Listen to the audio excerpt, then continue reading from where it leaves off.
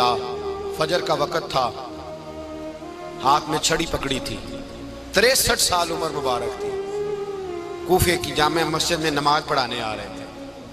ہر دروازے پہ دستک دیتے، اٹھو الصلاۃ خیر من النوم۔ رستے میں حضرت علی لوگوں کو جگاتے جگاتے آئے۔ جب مسجد کوفہ میں پہنچے تو ایک بدبخت خنجر چھپائے کھڑا تھا، اس نے حضرت علی رضی اللہ تعالیٰ عنہ کو خنجر مارا۔ وہ دوستانہ جو 10 سال کی عمر میں شروع ہوا تھا، جب شیر خدا کو خنجر لگا تو پتہ لفظ کیا تھے؟ فزت برب الکعبہ، لوگوں رب کعبہ کی قسم میں کامیاب ہو گیا، میری زندگی دین کے کام آ گئی، میں کامیاب ہو گیا۔ حضرت علی کی داڑھی ساری لہو سے بھر گئی۔ حضرت شیر خدا فرمایا کرتے تھے، ایک دفعہ میں بڑا بیمار ہوا، میرے سے اٹھ کے کھڑا نہیں ہوا جاتا تھا، حضور تیمارداری کرنے آئے تو میں نے کہا یا رسول اللہ پتہ نہیں بچوں گا کہ نہیں۔ حضور نے فرمایا علی نہیں، تو اس وقت دنیا سے جائے گا جب تیری داڑھی لہو سے رنگین ہو جائے گی۔ شیر خدا کہتے ہیں جب زخم لگا تو میں نے نیچے جھکا کر دیکھا تو داڑھی لہو سے بھری ہوئی ہے، میں نے کہا بس وہی کامیاب ہو گیا۔ جامع مسجد کوفہ میں مولا علی نے سر سجدے میں رکھا، اور اسلام کی تاریخ کا وہ شخص جس شخص نے اپنی بچپن سے لے کر جوانی سے لے کر بڑھاپا، اور جاتے جاتے امام حسن اور حسین کو قریب بلایا اور وصیت کر گئے، بیٹا جینا اسی کا ہے جو دین کے لیے جیے، بیٹا مرنا اسی کا ہے جو دین کے لیے مرے، جس دھج سے کوئی مقتل میں گیا وہ شان سلامت رہتی ہے، یہ جان تو آنی جانی ہے، اس جان کی کوئی بات نہیں۔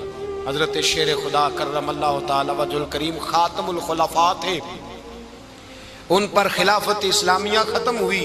حضرت علی رضی اللہ تعالیٰ عنہ جس دن وصال ہوا، آپ کے بیٹے کہتے ہیں اس رات مولا علی نے خزانے کا مال سارا ایک رات پہلے تقسیم کیا، اور پھر جس جگہ مال خزانہ ہوتا تھا وہاں 2 نفل پڑھ کے کہا اے اللہ میں نے تیرے بندوں کی امانت تیرے بندوں تک پہنچا دی ہے۔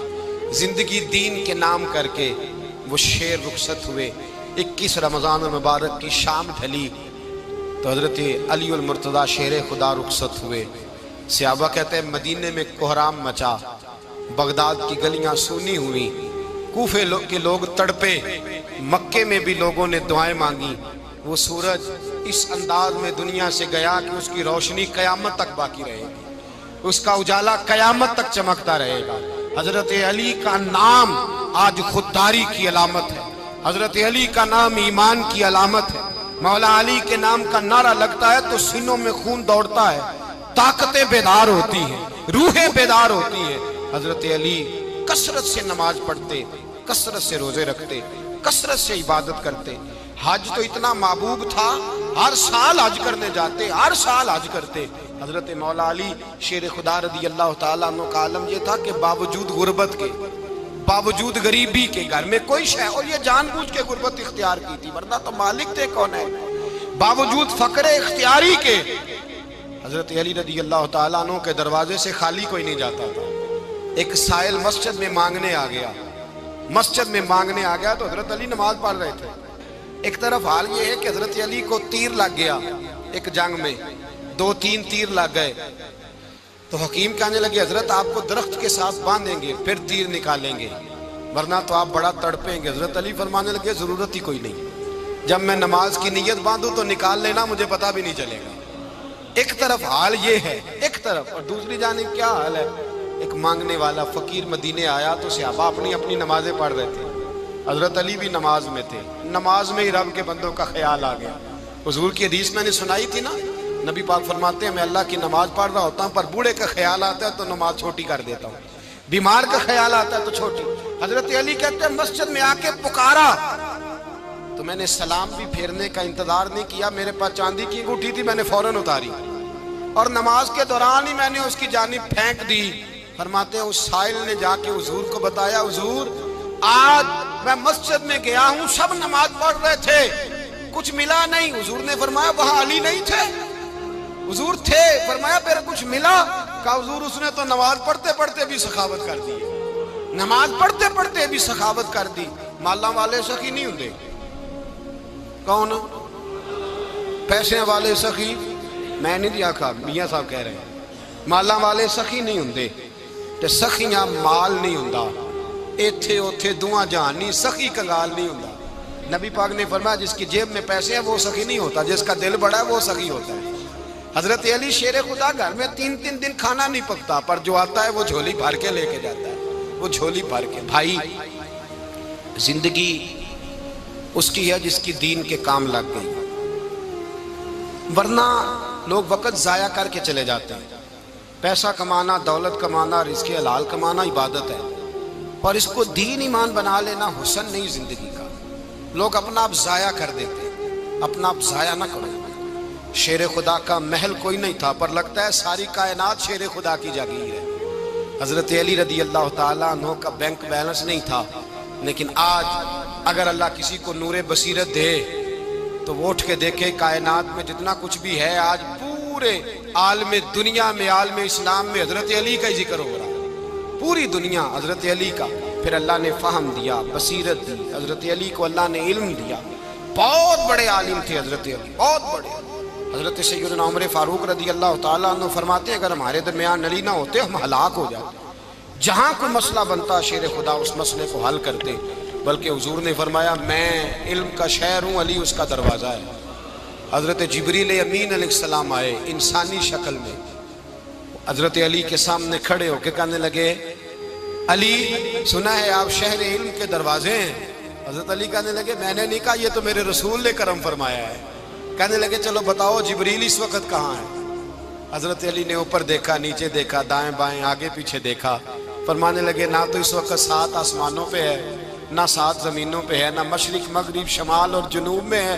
فرمانے لگے یا تو جبریل ہے یا میں جبریل، ایک ہے دونوں میں سے۔ تو حضرت جبریل کہنے لگے علی سچ کا ہے مصطفیٰ نے، تو واقعہ علم کا دروازہ ہے، تو علی ہے، جبریل تو میں ہی ہوں، میں ہی ہوں جبریل۔ یہ ان کے علم کی وسعت، یہ ان کی حکمت اور دانائی کی وسعت۔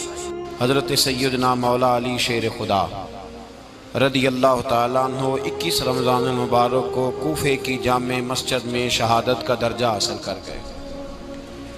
حضرت شیر خدا رضی اللہ تعالیٰ عنہ وہ شخصیت ہیں کہ جن کے بارے میں میرے حبیب پاک صلی اللہ علیہ وسلم نے فرمایا جس نے اس سے محبت کی اس نے مجھ سے محبت کی، جس نے اس سے بغض رکھا اس نے مجھ سے بغض رکھا۔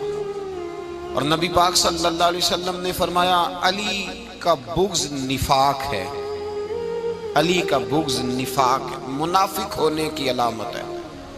اور فرمایا علی کا پیار ایمان ہے، علی کا بغض کتنی بڑی بات ہے، علی کا بغض نفاق ہے اور علی کی محبت ایمان ہے، علی کا پیار علامت ایمان ہے۔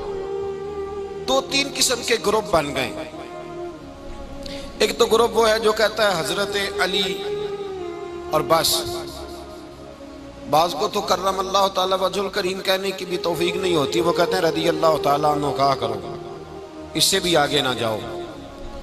وہ لفظ مولا جو خود نبی پاک نے بخاری میں مسلم میں موجود ہے، فرمایا من کنت مولا فہذا علی مولا، جس کا میں مولا اس کے علی بھی۔ حضور نے جو لفظ بیان کیا اس لفظ سے بھی بعض لوگ ڈرتے کہتے ہیں نہیں یہ لفظ نہیں بولنا، یہ نہیں کہنا، ہم نے مسئلہ بن جائے گا۔ کچھ سرے سے اس قدر زیادہ معاذ اللہ تعالی اپنی طبیعتوں کو بوجھ سمجھنے لگے کہ انہوں نے کہا حضرت علی، اور پھر اس سے زیادہ کسی اور بات کو بیان کرنا مناسب نہ سمجھا۔ ایک دوسرا طبقہ بن گیا جنہوں نے ہاتھ کے اندر دوری ڈنڈا لے لیا، وہ چرس بناتے ہیں، بھنگ لیتے ہیں، وہ دھندا کرتے ہیں، بڑے بڑے انہوں نے گلے کے اندر سنگل ڈال لیے ہیں، زنجیریں پہن لی ہیں، اور کوئی شے آتی نہیں، سارا دن علی علی کرتے رہتے ہیں سارا دن۔ حضرت علی شیر خدا کرم اللہ تعالی وجہ الکریم ارشاد فرماتے ہیں، سنیں حضرت علی فرماتے ہیں کہ دریا بہ رہا ہو، دریا، اس دریا میں اگر ایک قطرہ شراب کا گر جائے پھر وہ دریا خشک ہو جائے، پھر اس دریا کی سطح پر یعنی نیچے گھاس اگائے، اور اگر میرا گھوڑا وہ گھاس کھا لے تو میں اس گھوڑے کی سواری کرنا پسند نہیں کرتا۔ اتنی نفرت نشے سے، شراب سے مولا علی شیر خدا کا۔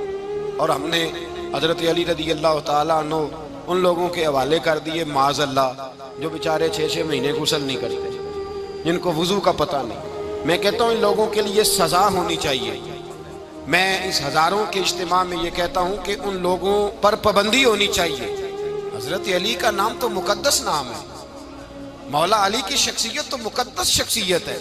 جس آدمی کے منہ کے اندر سگریٹ کی بدبو آ رہی ہے، گند جس شخص نے اپنی زبان پہ بھرا ہوا ہے، وہ علی علی پکار رہا ہے. پابندی ہونی چاہیے. مولا علی شیر خدا رضی اللہ تعالیٰ عنہ کا نام بڑا پاکیزہ ہے. میرے دادا شیخ حضور مفتی اعظم ہند اعلیٰ حضرت فاضل بریلوی کے چھوٹے صاحبزادے تھے، تو مفتی اعظم کہلاتے تھے. لوگ بڑے بڑے ان سے فتوے لینے جاتے تھے. ان کا ایک مرید کسی شخص سے کہنے لگا میرے پیر صاحب اس وقت ہندوستان کے سب سے بڑے مفتی ہیں. وہ کہنے لگا یار تم لوگوں کا طریقہ یہ ہے، جس کو بڑھاتے ہو بہت ہی بڑھا دیتے ہو. کہا نہیں وہ مفتی اعظم ہے. کہنے لگا چلو ایسی بات ہے تو میں بھی ایک دو مسئلہ پوچھ لیتا ہوں. وہ سرکار مفتی اعظم ہند رحمت اللہ تعالیٰ علیہ کی بارگاہ میں آ گئے دونوں.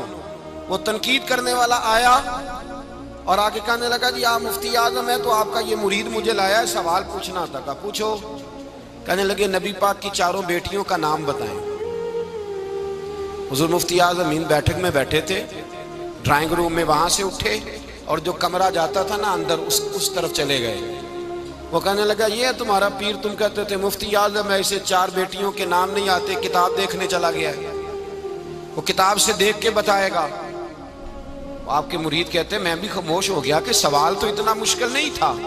حضرت اٹھ کے کچھ چلے گئے. تھوڑی دیر کے بعد آئے تو ان کی داڑھی سے پانی کے قطرے گر رہے تھے. فرمانے لگے وضو کرنے گیا تھا، میں نے مصطفیٰ کی بیٹیوں کے نام کبھی بغیر وضو کے زبان سے ادا ہی نہیں کیے. میں وضو کرنے گیا تھا اس لیے کہ یہ شہزادیاں بڑی پاک ہیں، یہ لوگ بڑے یہ پاک لوگ ہیں، ان کے نام پلید زبانوں سے لیے جا سکتے، ناپاک زبانوں سے یہ نام نہیں لیے جا سکتے. یہاں حضرت مولا کائنات شیر خدا کرم اللہ تعالی وجہ الکریم جن کی شخصیت کا یہ اثر ہے، بڑا ظالم ہے وہ پیر، بڑا ظالم ہے جس نے بالکل بد عمل اور برے قسم کے قوال